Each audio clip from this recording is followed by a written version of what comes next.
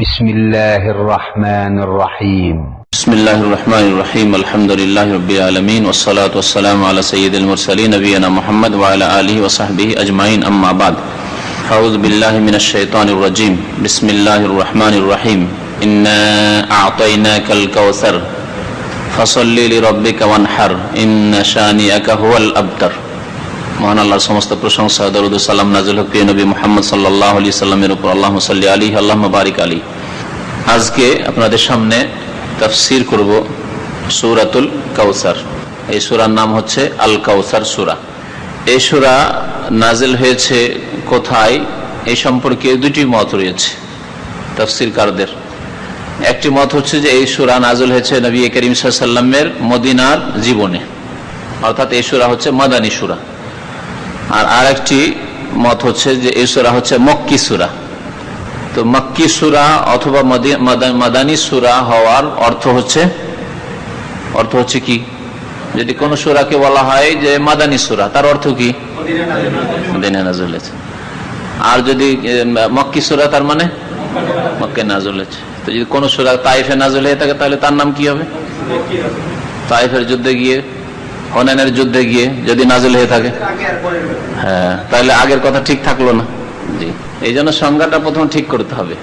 তো সংজ্ঞা কি মক্কি আর মাদানীর? সংজ্ঞা হচ্ছে যে নবী সাল্লাল্লাহু আলাইহি ওয়াসাল্লামের নবুয়ত প্রাপ্তির পরে, অর্থাৎ 40 বছর বয়সে নবী হলেন। নবুয়ত প্রাপ্তির পরে মক্কার জীবনে 13 বছর, নবী করিম সাল্লাল্লাহু আলাইহি ওয়াসাল্লাম মক্কার জীবনে কতদিন থাকলেন? 13 বছর নবী হওয়ার পরে, অর্থাৎ তার 53 বছর বয়স পর্যন্ত। তাহলে এই 13 বছরের মধ্যে যদি কোন সূরা বা আয়াত নাজিল হয়ে থাকে, সেই সূরাগুলির নাম হচ্ছে মক্কি সূরা। সে মক্কার মধ্যে নাজিল হোক, আর তাইফের সফরে গিয়ে নাজিল হোক, আর মক্কার বাইরে কোনো জায়গায় নাজিল হোক, যেখানে নাজিল হোক না কেন। আর মদিনা আসার পরে নবী করিম সাল্লাল্লাহু আলাইহি ওয়াসাল্লামের পর যে সব সূরা নাজিল হয়েছে, সেই সূরাগুলির নাম হচ্ছে মাদানী। সেই সূরা মদিনায় নাজিল হোক, অথবা বদরে গিয়ে নাজিল হোক, ওহদে নাজিল হোক, আর আপনার অন্য কোনো তাবুকে গিয়ে নাজিল হোক, সফরে নাজিল হোক, মক্কা বিজয়ের সময় নাজিল হোক, তাইফের যুদ্ধে গিয়ে নাজিল হোক, হুনাইনের যুদ্ধে গিয়ে নাজিল হোক, যেখানে নাজিল হোক না কেন, এই 10 বছরের মধ্যে যে সূরাগুলি নাজিল হয়েছে, সেই সূরাগুলির নাম হচ্ছে মাদানী সূরা। যে 10 বছর হচ্ছে নবী করিম সাল্লাল্লাহু আলাইহি ওয়াসাল্লামের মদিনার জীবন। এইভাবে সংজ্ঞা করলে সহজ। নবী সাল্লাল্লাহু আলাইহি ওয়াসাল্লামের মক্কি জীবনে যা নাজিল হয়েছে, যেখানে নাজিল হোক, মক্কায় হোক আর মক্কার বাইরে হোক, সেগুলো হচ্ছে মক্কি। আর মদিনার জীবনে যেগুলি নাজিল হয়েছে, মদিনায় হোক আর মদিনার বাইরে হোক, সেগুলি হচ্ছে মাদানী।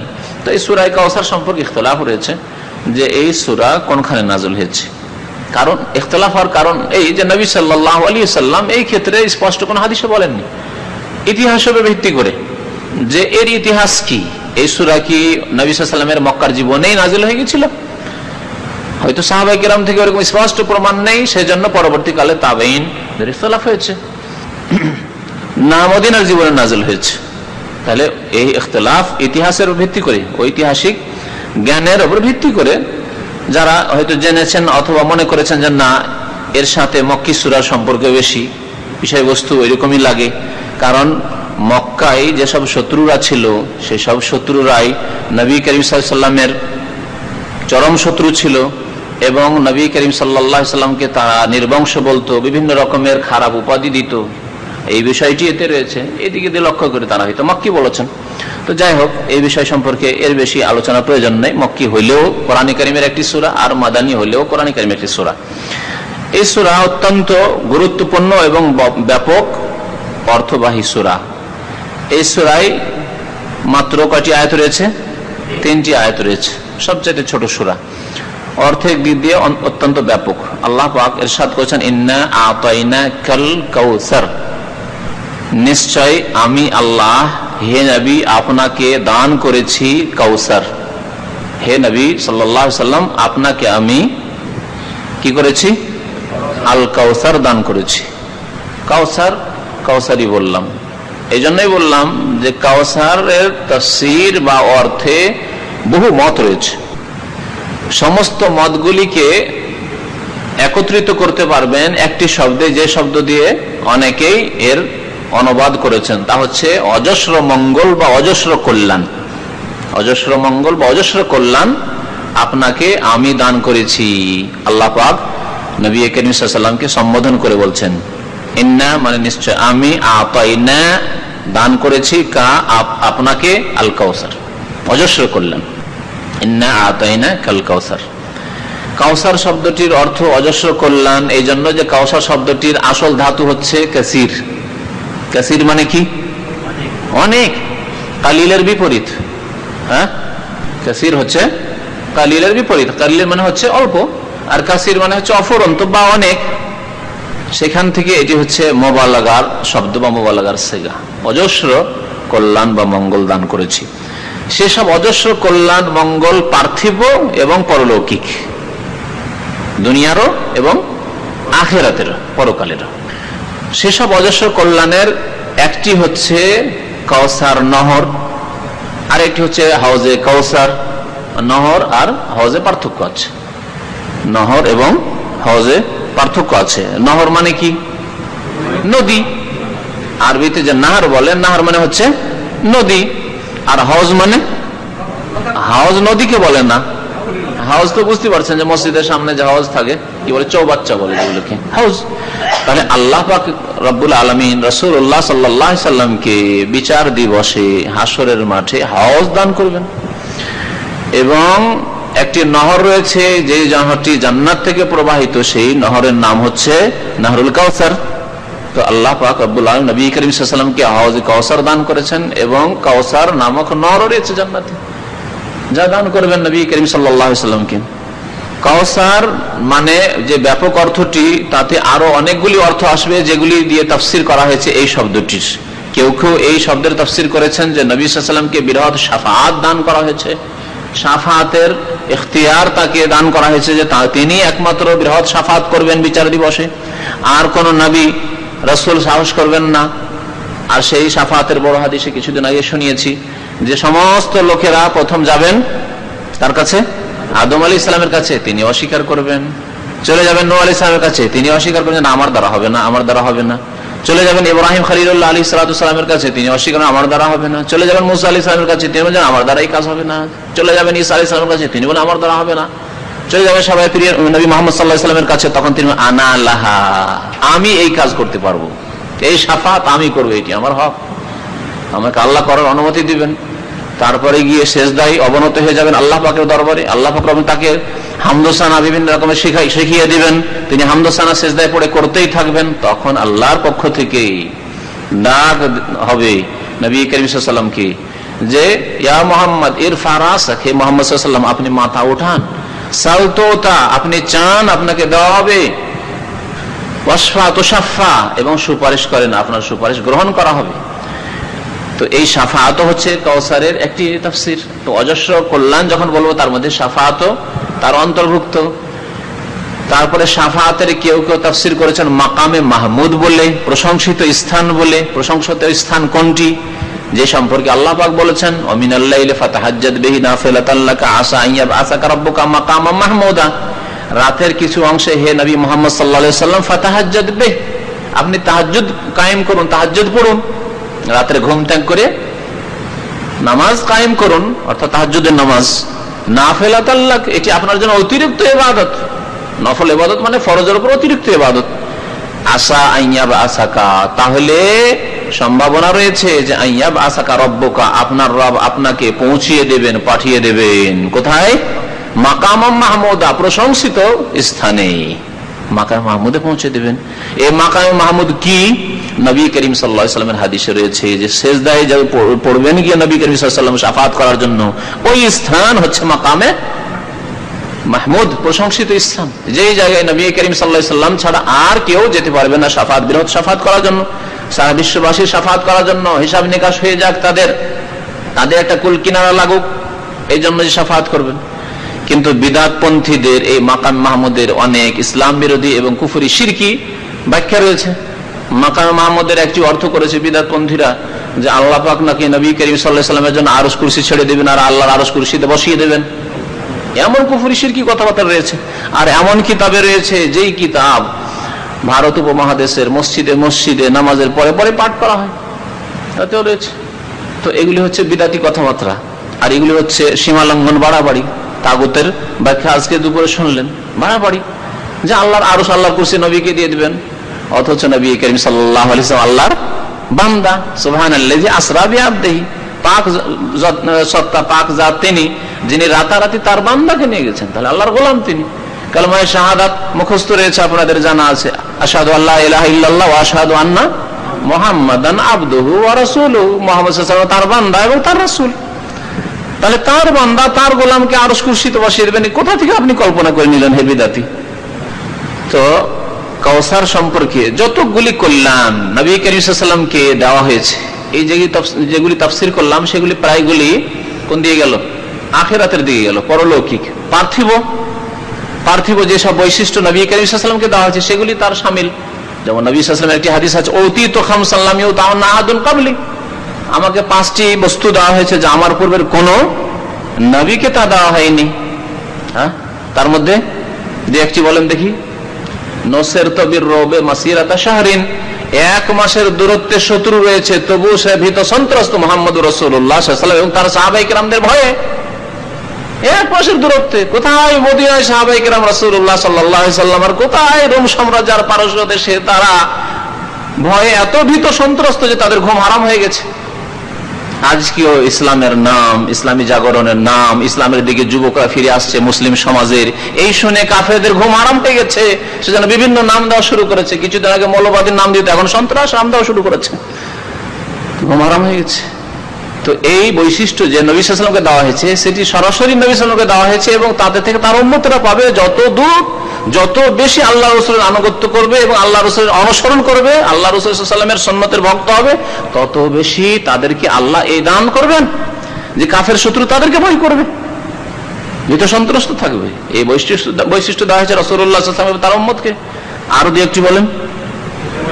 জুইলাত লিয়াল আরদু মাসজিদান ওয়া তাহুরান, সারা বিশ্বের জমিনকে আমার জন্য, আমার উম্মতের জন্য কি করা হয়েছে? সেজদার স্থান করা হয়েছে, যে কোনো জায়গায় আমরা নামাজ পড়তে পারবো। এবং তাহুরান, পবিত্রতার উপায় করা হয়েছে, পানি না থাকলে পানির বিকল্প হিসাবে আমরা মাটি দিয়ে তায়াম্মুম করে নামাজ কায়েম করতে পারবো, কোরআন তেলাওয়াত করতে পারবো, আমাদের বড় নাপাকি ছোট নাপাকি দূর করতে পারবো। উতিতু শাফাআত, আমাকে শাফাআত দেওয়া হয়েছে, শাফাআত দেওয়া হয়েছে।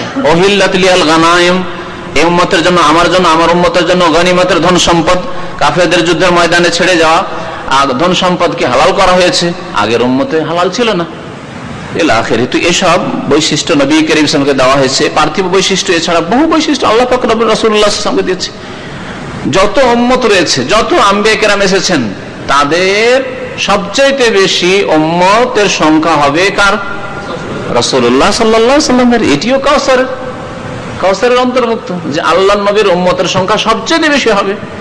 যত জান্নাতি হবে, অন্যান্য উম্মত জান্নাতি, মুসা আলাইহিস সালামের উম্মত জান্নাতি হবে, ঈসা আলাইহিস সালামের উম্মত জান্নাতি হবে, ইব্রাহিম আলাইহিস সালামের উম্মত জান্নাতি হবে, নূহ আলাইহিস সালামের উম্মত জান্নাতি হবে, কিন্তু সমস্ত উম্মতের মধ্যে সবচেয়ে বেশি জান্নাতি হবে এই উম্মতে মুহাম্মাদিয়া, রাসূলুল্লাহ সাল্লাল্লাহু আলাইহি ওয়াসাল্লামের উম্মতের সংখ্যা বেশি হবে জান্নাতীদের।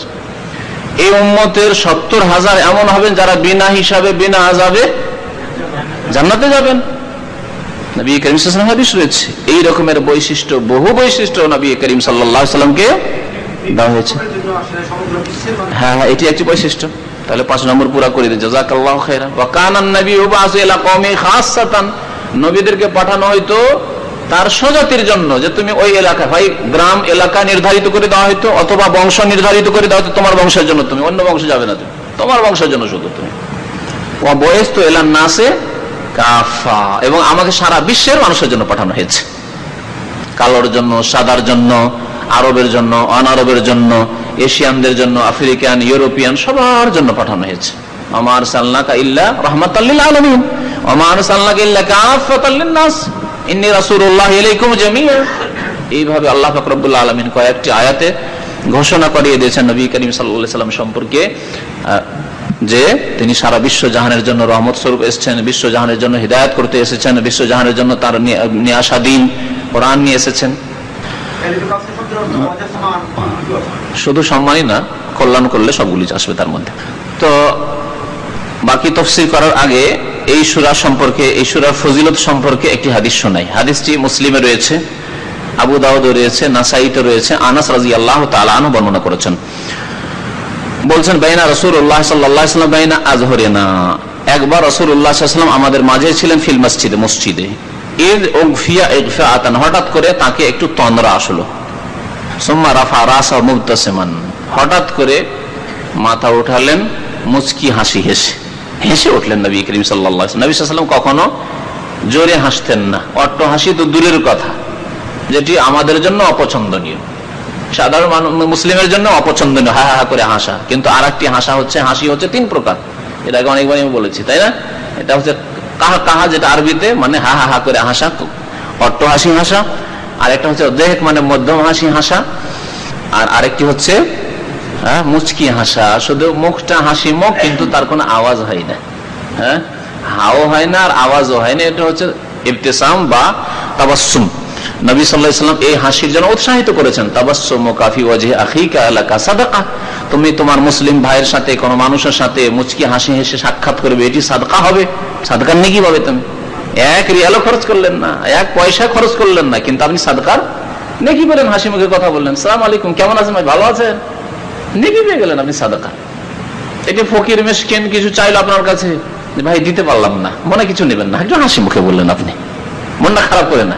তোমরা শুধু বিরক্ত করো, তোমাদের কাজই হচ্ছে স্বভাবই হচ্ছে এগুলি ভিক্ষা করা, না এরকম না, কিছু দিতে পারলাম না, মনে কিছু নেবেন না, অন্য কোনোদিন চেষ্টা করব, দুঃখিত।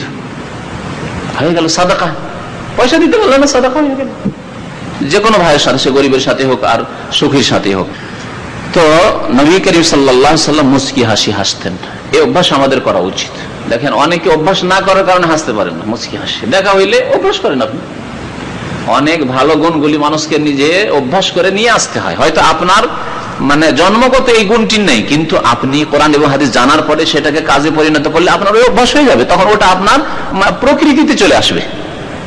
যেমন আপনি খুব রাগী মানুষ, কিন্তু আপনি নিজেকে খুব কন্ট্রোল রাখেন, অভ্যাস করেন, রাগ করবো না, রাগকে থেমে রাখবো, গরম হবো না, দেখবেন যে আপনার কিছুদিন পরে এমন অভ্যাস হয়ে যাবে যে আপনি যেন কোনো রাগী মানুষই না, খুব সোজা মানুষ, ঠান্ডা মানুষ মনে হবে। বন্ধ করেন।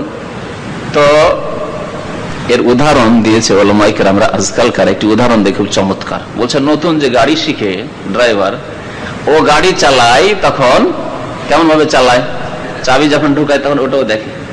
নতুন শিখার সময় দেখেছেন, ওনার খবর পেয়েছিলাম, দেখছেন যে কোনখানে ছিদ্রটা আছে, ছিদ্রটা ঠিক ঢুকলো কিনা, তারপর পা দিচ্ছেন, এক্সেলেটারে দিলাম না, ব্রেকে দিলাম না, কিসে দিলাম, ক্লাসে দিলাম কি দিলাম না, তারপর গিয়ারের দিকে দেখেন, সবাই করেছেন এরকম, নতুনে ওগুলো দেখতে থেকেছেন। কিন্তু এটা আপনার প্রকৃতিতে পরিণত হয়নি, কিন্তু ধীরে ধীরে ধীরে ধীরে কিছুদিন গাড়ি চালানোর পরে এমন আপনার প্রকৃতিতে পরিণত হয়েছে গাড়ি চালানো যে কোনো দিকে দেখতে হয় না, পা আপন কাজ করছে, চোখ আপন কাজ করছে, কানও আপন কাজ করছে, এদিক ওদিক কোনো আওয়াজ হচ্ছে না, বা আমার গাড়ি থেকে আওয়াজ হচ্ছে না, ইঞ্জিন আওয়াজ হচ্ছে, সবগুলি কাজ করছে। ডান দিকেও আপনি দেখছেন, বাম দিকেও, সামনে দেখছেন, পেছনেও দেখছেন, হাতও কাজ করছে, সব কাজ হচ্ছে।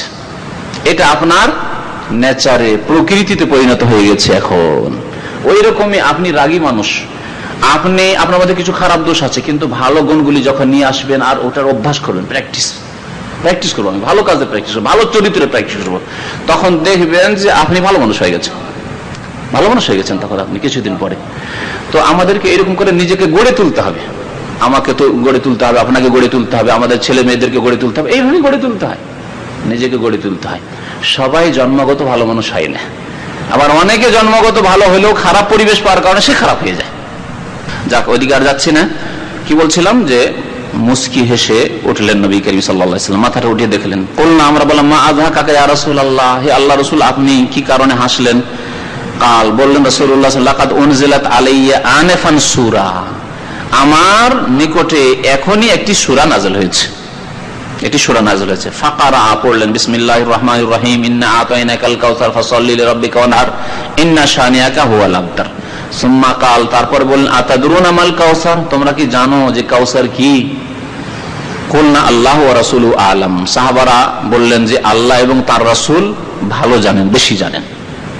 নবী করিম সাল্লাল্লাহু আলাইহি ওয়াসাল্লামের জীবদ্দশায় আল্লাহু ওয়া রাসূলুহু আ'লাম সাহাবায়ে কেরামরা বলতেন, কিন্তু নবী সাল্লাল্লাহু আলাইহি ওয়াসাল্লাম ইন্তেকালের পরে বলতে হবে আল্লাহু আ'লাম, কারণ তিনি ইন্তেকাল করেছেন, সুতরাং আল্লাহ এবং রাসূল ভালো জানেন না। রাসূল যখন নেই আমাদের মাঝে, তখন আর সেই কথা বলার দরকার নেই, বলেন একমাত্র আল্লাহ আলম, আল্লাহ ভালো জানেন, আল্লাহ অধিক জ্ঞান রাখেন। যদি কোনো বিষয় সম্পর্কে না জানা থাকে, অথবা জানা আছে কিন্তু অল্প অল্প জানা আছে, আমার চাইতে বেশি জানাওয়ালা লোক আছে, তারা জিজ্ঞাসা করছে, আমার সন্দেহ হচ্ছে, তাহলে আপনি নিজে থেকে বলা শুরু করিয়েন না, ফতোয়া দেওয়া শুরু করিয়েন না, উত্তর দেওয়া শুরু করিয়েন না, বলে আল্লাহু আ'লাম, আল্লাহ ভালো জানেন, আল্লাহ ভালো জানেন।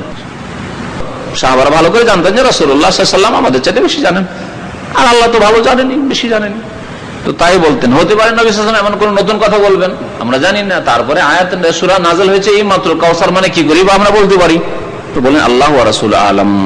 কাল তখন নবী সাল্লাল্লাহু আলাইহি ওয়াসাল্লাম এর তাফসীর করলেন, এর তাফসীর করলেন কি বলছেন, ফাইন্নাহু নাহরুন, এই কাউসার হচ্ছে একটি নদী, নহর। ওয়াদানিহি রাব্বি আযজা ওয়া জাল্লা, আল্লাহ পাক রব্বুল আলামিন আমার সাথে তার ওয়াদা করেছেন আমাকে দেবেন, দান করবেন। আলাইহি খায়রুন কাসীর, তাতে রয়েছে অজস্র কল্যাণ। খায়রুন কাসীর সম্মান নাই, হাদিসে কি এলো, খায়রুন কাসীর, অজস্র কল্যাণ। হুয়া হাউজুন, তারপর আসছে সেটি হচ্ছে একটি হাউজ। তারিদু আলাইহি উম্মতি ইয়াউমাল কিয়ামা, কিয়ামতের দিন আমার উম্মত সেখানে আমার কাছে আসবে পানি পান করার জন্য, পিপাসিত হয়ে।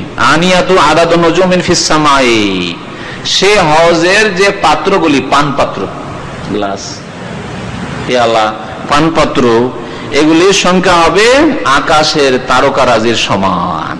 আদাদু নুজুমিস সামাই, সমান সমান এবারে গণনার দিক দিয়ে না অধিক সংখ্যা দেখানো হয়েছে, উদ্দেশ্য হচ্ছে অধিক সংখ্যা দেখানো। যেমন আকাশের তারকার সংখ্যা সম্পর্কে কেউ জানো না, অসংখ্য তারকা রয়েছে, নক্ষত্র রয়েছে, ঠিক তেমনি অজস্র বা অসংখ্য কি হবে, পানপাত্র হবে।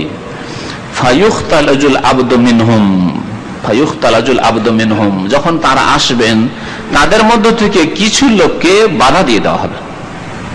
নবী সাল্লাল্লাহু আলাইহি ওয়াসাল্লাম কি বললেন, আমার উম্মতের লোকের আসছে, তাদের মধ্যে কিছু লোক আসবে, তখন তাদেরকে বাধা দিয়ে দেওয়া হবে। কে বাধা দিবে? ফেরেশতাগণ বাধা দিবে, যেমন অন্য হাদিসে আছে। ফাআকুল, তখন আমি বলবো, রব্বে, হে আল্লাহ, ইন্নাহু মিন উম্মতি, আল্লাহ আমার উম্মতের লোক, ফেরেশতারা কেন বাধা দিচ্ছে? আমার উম্মতের লোক, ইন্নাহু মিন উম্মতি। ফায়াকুলু, তখন আল্লাহ পাক বলবেন, বা ফেরেশতারা, অন্য হাদিসে আছে যে ফেরেশতাগণ বলবেন, ইন্নাকা লা তাদরি, আল্লাহরই কথা ফেরেশতাগণ নকল করছেন, কারণ ফেরেশতারা তো আল্লাহর আদেশ ছাড়া তো অন্য কিছু করেন না। আল্লাহর আদেশ হয়েছে যে এদেরকে বাধা দাও, আসতে দেওয়া হবে না। তখন ফেরেশতাগণ বলেন, ইন্নাকা লা তাদরি, হে নবী আপনি জানেন না, আপনি জানেন না। তাহলে নবী সাল্লাল্লাহু আলাইহি ওয়াসাল্লাম কি গায়ব জানেন? জানেন না। মা আহদাসু বা'দাক, যে আপনার পরে এরা নতুন নতুন ধর্মের নামে কি আবিষ্কার করেছে, ধর্মে নতুন নতুন কাজ ঢুকিয়েছে, নতুন নতুন বিদআত করেছে। আহদাসু মানে বিদআত করা, নতুন নতুন কাজ করেছে ধর্মের নামে। তাহলে হাউজে কাউসারের পানি থেকে দূরে তাড়িয়ে দেওয়া হবে কাকে? বিদআতপন্থীদেরকে, যারা কোরআন সুন্নাহর বাইরে কাজ করেছে, ধর্ম মনে করে, দিন মনে করে, দুনিয়া মনে করে না। দুনিয়ার ব্যবসা বাণিজ্য করেন, অনেক নতুন নতুন ব্যবসা বাণিজ্য আছে যেগুলি কোরআন হাদিসে নাই, কিন্তু কোরআন হাদিসের আওতাতে জায়েজ আছে। তাতে নেই সুদ, তাতে নেই বেঈমানি, তাতে নেই আত্মসাৎ, তাতে ধোঁকাবাজি, প্রতারণা নেই, করেন। কিন্তু ইবাদত বন্দেগীর ক্ষেত্রে যার প্রমাণ নেই, আপনি নতুন করে চালু করতে পারবেন না, বা কেউ আপনার মুরব্বী চালু করে দিয়েছে আর সেটা আপনি করবেন, তা করতে পারবেন না।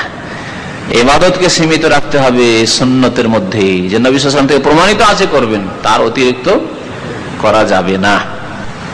আবার তাফসীরের দিকে ফিরে আসি। তো কাউসারের তাফসীর হলো এতে, আল্লাহ পাক বলছেন যে তোমাকে যখন অজস্র কল্যাণ দিয়েছি, তাহলে তোমার কি উচিত?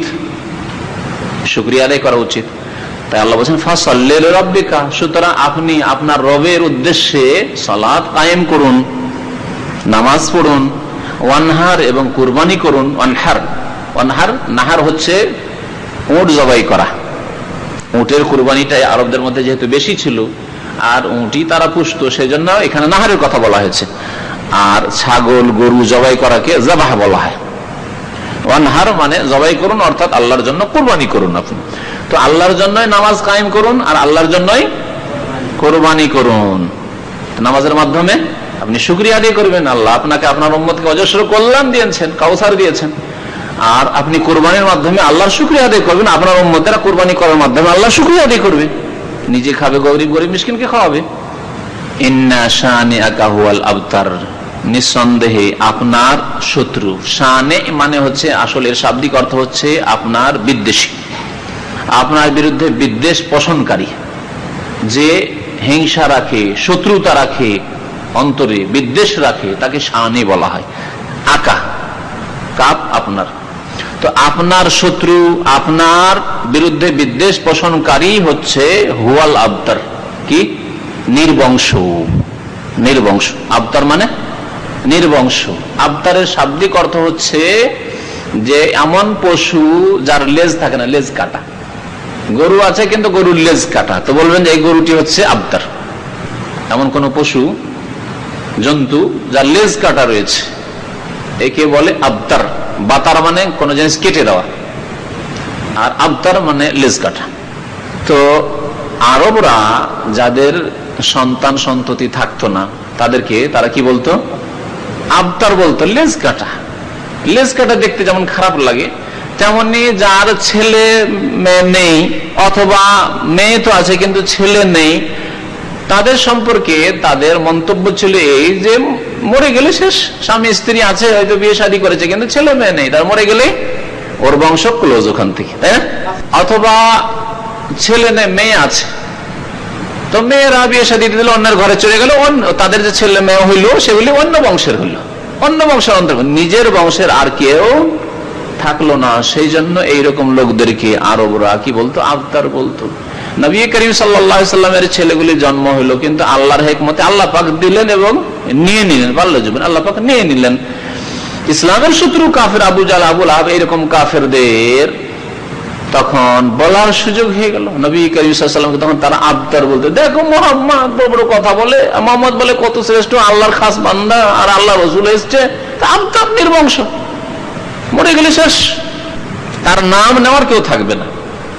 মেয়েগুলি বিয়ে শাদী দিয়ে দিয়েছেন, কোথা থেকে কোথায় চলে গেছে, বাড়ি হচ্ছে আপনার ঢাকা, বিয়ে শাদী দিয়েছেন কোথায় কোথায় গিয়ে অন্য বংশে একাকার হয়ে গেছে, আপনার নাম নেওয়ার আর কেউ নেই। তো ঠিক তেমনি তারা বলতো যে মুহাম্মদ সাল্লাল্লাহু আলাইহি সাল্লাম এত বড় কথা বলে কি হবে, মেয়েরা বিয়ে শাদী দিয়ে দিবে, শেষ হয়ে গেল, আর ছেলে তো নাই, তার নাম নেওয়ার আর কেউ হবে না। আল্লাহ বললেন যে মুহাম্মদ সাল্লাল্লাহু আলাইহি সাল্লাম আবতার নন, তোমরাই আবতার, তোমরাই হচ্ছে আবতার, কারণ তোমাদের নাম নেওয়ার আর কিয়ামত পর্যন্ত কেউ থাকবে না। বাকি মুহাম্মদ রাসূলুল্লাহ সাল্লাল্লাহু আলাইহি ওয়াসাল্লামের নাম নেওয়ার, তার যদি অরসজাত সন্তান নাও থাকে, তার প্রতি ঈমান নিয়ে আসা যে সব সন্তান হবে, তার প্রতি বিশ্বাসী সবাই মুসলিম উম্মাত, তার উম্মত যারা হবেন, তারা কিয়ামত পর্যন্ত কোটি কোটি সংখ্যায় হবে, তারা নাম নেবে। যখনই নাম আসবে মুহাম্মদ, তখন বলবে সাল্লাল্লাহু আলাইহি ওয়াসাল্লাম, অন্তরে ভালোবাসা নিয়ে, অন্তরস্থল থেকে তার নাম ভালোবাসার সাথে নেবে। রাসূলুল্লাহ সাল্লাল্লাহু আলাইহি ওয়াসাল্লাম, মুহাম্মদ সাল্লাল্লাহু আলাইহি ওয়াসাল্লাম। একবার দরুদ পাঠ করবে, তারা জানে 10 বার আল্লাহর রহমত হবে। কেন দরুদ পাঠ করবে না, কেন সালাম পেশ করবে না? তাদের প্রত্যেক নামাজে তাদের উপর দরুদ এবং সালাম পেশ করা ফরজ করে দেওয়া হয়েছে। আসসালামু আলাইকা আইয়ুহান নবী আত-তাহিয়াতুতে, হে নবী সাল্লাল্লাহু আলাইহি ওয়াসাল্লাম, আপনার উপর সালাম হোক। আর ইচ্ছা করে বসে পারিবারিক ক্ষেত্রে আল্লাহ নবীর নাম নাও আসতে পারে, আপনার ব্যবসা বাণিজ্যের ক্ষেত্রে আপনার মাঠে ঘাটে গিয়ে আপনার দোকানপাটের নাম নাও আসতে পারে, কিন্তু 5 ওয়াক্ত নামাজে আপনাকে বাধ্যতামূলক মুহাম্মদ রাসূলুল্লাহ সাল্লাল্লাহু আলাইহি ওয়াসাল্লাম নাম নিতেই হবে, আর আপনাকে সালাত সালাম দরুদ সালাম পেশ করতেই হবে, আর আজান দিতেই হবে, আর বলতে হবে আশহাদু আন্না মুহাম্মাদার রাসূলুল্লাহ, আশহাদু আন্না মুহাম্মাদার রাসূলুল্লাহ বলতেই হবে, ইকামত দিতেই হবে নামাজের জন্য, আর বলতে হবে আশহাদু আন্না মুহাম্মাদার রাসূলুল্লাহ। সুবহানাল্লাহ। ওযু করবেন, ওযুর শেষে দোয়া পড়বেন, বলে আশহাদু আল্লা ইলাহা ইল্লাল্লাহ ওয়া আশহাদু আন্না মুহাম্মাদান আবদুহু ওয়া রাসূলুহু। কত জায়গা রয়েছে যেখানে রাত দিন কতবার আমরা রাসূলুল্লাহ সাল্লাল্লাহু আলাইহি ওয়াসাল্লামের নাম নিচ্ছি। তাহলে তিনি আবতার না? হে আবু জাহল, আবু লাহাব, হে কাফের, উতবা, শাইবা, রাবিয়া বলি, তোমরা আবতার, তোমরা আবতার। তাই আল্লাহ পাক বললেন, হে নবী মুহাম্মদ সাল্লাল্লাহু আলাইহি ওয়াসাল্লাম, আপনার ছেলে সন্তান আমি রাখিনি, তার মানে আপনি আবতার নন, বরং আপনার শত্রু যারা, আপনার বিদ্বেষী যারা, আপনার বিরুদ্ধে যারা শত্রুতা রাখে, হিংসা রাখে, তারাই হচ্ছে আবতার, লেজ কাটা, তারাই হচ্ছে নির্বংশ, তাদের নাম আর কেউ নেবে না। আজকে মক্কায় গিয়ে খুঁজেন, চিৎকার করে করে ডাকেন যে আবু লাহাবের কেউ আত্মীয় আছে, আবু জাহেলের আত্মীয় আছে, কোথাও খুঁজে পাবেন না, কোথাও খুঁজে পাবেন না আপনি। খালি মক্কায় কেন, সারা বিশ্বে আপনি খোঁজ করে বেড়ান, কোথাও গিয়ে পাবেন না আপনি, কোথাও নেই। তো এই ছিল সূরা, যার তরজমা করা হইল। একটি বিষয় শুধু বাকি আছে তাফসিরে, তা হচ্ছে ফাসাল্লি লিরাব্বিকা ওয়ানহার। আল্লাহ বলছেন নবীকে যে রবের জন্য তুমি কি করো, নামাজ পড়ো এবং রবের জন্য কুরবানি করো। তাহলে যেমন রবের জন্য নামাজ পড়তে হবে, তেমন রবের জন্য কোরবানিও রবের জন্যই করতে হবে, কিন্তু কবর মাজার পন্থীরা নামাজটা তো পড়ে মসজিদে আল্লাহর জন্য, বাকি জবাই আল্লাহর জন্য করে না। জিলহজ মাসের যে কোরবানিটা করে জবাই, সেটা তো হয়তো আল্লাহর জন্যই করে বিসমিল্লাহ আল্লাহু আকবার বলে, কিন্তু মাজারে গিয়ে খাসি মোরগ যেগুলি ওরুসের মেলায় গিয়ে জবাই করে, আস্তানায় যেগুলি জবাই করে, সেগুলি গায়রুল্লাহ, আল্লাহ ছাড়া অন্যের জন্য জবাই করে। অথচ আল্লাহ পাক একসাথে একই রকম করে আদেশ করেছেন, ফাসাল্লি লিরাব্বিকা, রবের জন্যই সালাত কায়েম করো, নামাজ পড়ো, আর রবের জন্যই জবাই করো, রবের সন্তুষ্টির জন্য জবাই করো, রবের আদেশে জবাই করো। আর সন্তুষ্ট করতে চাই বিদআতপন্থীরা, কবরপন্থীরা, মুশরিকরা আল্লাহ ছাড়া অন্যের জন্য। আরেকটি বিষয় এখানে আছে যে এই সালাত থেকে কোন সালাতকে উদ্দেশ্য করা হয়েছে, রবের জন্য নামাজ পড়ো, কোন নামাজ? কোন কোন তাফসীরকারগণ বলেছেন যে যখন জবাইয়ের সাথে একসাথে বলা হয়েছে, তাহলে জবাই অর্থাৎ হচ্ছে ঈদুল আজহা, ঈদুল আজহার কুরবানি, জবাই মানে হচ্ছে ঈদুল আজহার কুরবানি, আর এই সালাত, এই নামাজ হচ্ছে ঈদের নামাজ। ফাসাল্লি লিরাব্বিকা, রবের জন্য নামাজ পড়ো ঈদুল আজহার দিনে, ঈদের নামাজ, আর ওয়ানহার, এবং রবের জন্য কি করো? জবাই করো, কুরবানি করো। কথার সাথে মিল আছে, এই তাফসীর কেউ কেউ করেছেন। আর অন্যান্যরা বলছেন যে না, নামাজকে, এই সালাতের আদেশকে শুধু ঈদের নামাজের সাথে সীমিত করার কি প্রয়োজন রয়েছে? ঈদের নামাজও তাতে শামিল রয়েছে, জুমার নামাজও শামিল আছে, আর 5 ওয়াক্ত নামাজও শামিল আছে তাতে, বরং অন্যান্য নামাজও, নফল সুন্নাত নামাজ, তাহাজ্জুদ, ইশরাক সবই শামিল আছে তাতে।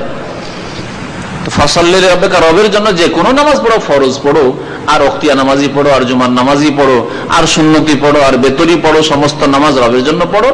আর জবাই করবে তাও রবের জন্য, সে কুরবানি জবাই করো তবুও রবের জন্য করো, আর যদি এমনি গোশত খাওয়ার জন্য জবাই করো তবু আল্লাহর সন্তুষ্টির জন্য বিসমিল্লাহে আল্লাহু আকবার বলে জবাই করো। এই হচ্ছে এর তাফসীর। ইসলামিক জ্ঞান অর্জনের জন্য আমাদের চ্যানেলটি সাবস্ক্রাইব করুন, ইসলাম প্রচারের জন্য ভিডিওটি শেয়ার করুন, নতুন ভিডিওর নোটিফিকেশন পেতে পাশের বেল আইকনটি ক্লিক করুন।